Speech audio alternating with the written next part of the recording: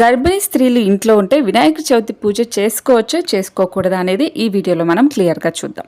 సాధారణంగా గర్భిణీ స్త్రీ ఇంట్లో ఉంటే ఎలాంటి అశుభం జరగకూడదని శ్రీ దుర్గా భవాని ప్రత్యంగిరాదేవి జ్యోతిష్యాలయం గురువు గారు ఫోన్ లోనే ముఖాంతరం పరిష్కారం అందిస్తారు. మీ ముఖము పేరు గోత్రం చూసి జ్యోతిష్యం చెప్పబడును. వివాహ, ప్రేమ, భార్యాభర్తలు, కుటుంబం, పిల్లలు, ఆరోగ్యం, ఆర్థికం ఇలా అన్ని సమస్యలకు పరిష్కారం చూపబడును.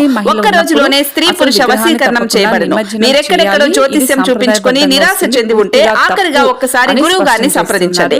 దేవి ఉపాసకులు కామాక్షి ప్రసాద్ గారు. మీరు సంప్రదించవలసిన ఫోన్ నెంబర్ 9177754449 చేసి శాస్త్రోక్తంగా నిమజ్జనం చేయడం ద్వారానే గణపతి పూజ అనేది పూర్తవుతుంది. సో ఏడాది పాటు పూజ గదిలో విగ్రహాన్ని ఉంచడం సరైన పద్ధతి అస్సలు కాదు. నదులు కాలువల్లోనే నిమజ్జనం చేయాలా అంటే చాలామందికి నదులు కాలువలు సముద్రాల్లోనే నిమజ్జనం చేయాలని అనుకుంటూ ఉంటారు. కానీ రంగుల రసాయనాలు, ప్లాస్టర్ ఆఫ్ ప్యారిస్ లాంటి విగ్రహాలు నీటిని కలుషితం చేస్తాయి కాబట్టి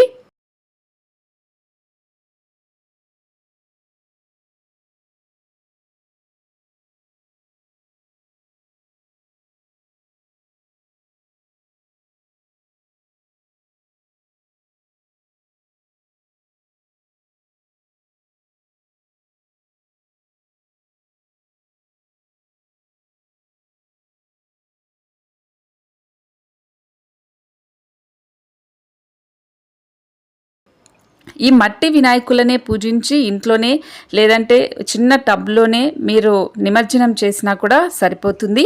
నిమజ్జనం చేసిన వెంటనే మరో చిన్న వినాయకుడి విగ్రహాన్ని ఇంట్లో చాలామంది పెట్టుకుంటూ ఉంటారు. ఇలా అస్సలు చేయకూడదు. నిమజ్జనం పండుగ ముగుస్తుంది అనేది నిమజ్జనం అయిపోయిన తర్వాత, కాబట్టి మళ్ళీ చిన్న వినాయకుడిని పెట్టుకోకూడదు. ఖరీదైన ఆభరణాలు, ఆడంబరాలకు వెళ్లకుండా గణేశుణ్ణి భక్తితో పూజించాలి అని పురాణాల్లో చెప్పబడింది. సో నిజమైన భక్తి అదే అని నమ్ముతున్నారు చాలా మంది. కాబట్టి ఇప్పుడు చెప్పిన అపోహలన్నీ కూడా దూరం చేసుకోండి. గర్భిణీ స్త్రీలు ఉంటే ఖచ్చితంగా వినాయకుడిని నిమజ్జనం చేయాల్సిందే.